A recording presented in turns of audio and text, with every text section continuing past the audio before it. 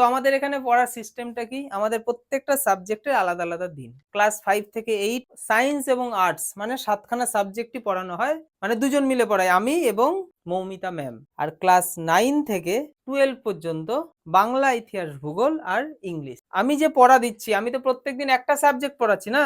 English সপ্তাহে ৩ দিন, একদিন টেক্সট, একদিন গ্রামার, একদিন রাইটিং।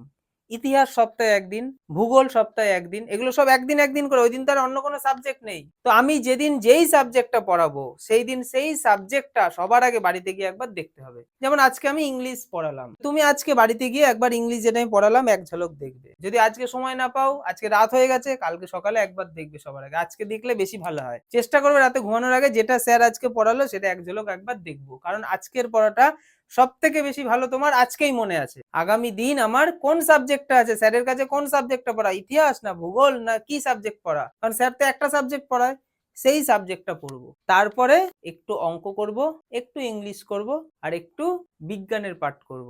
এটা হচ্ছে কমপ্লিট পড়াশোনার রুটিন।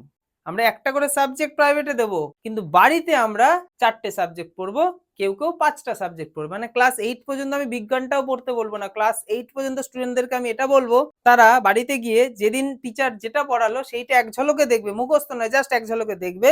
তারপর আগামী দিন যে সাবজেক্ট আছে সেটা পড়বে, তারপর একটু অঙ্ক, একটু ইংলিশ।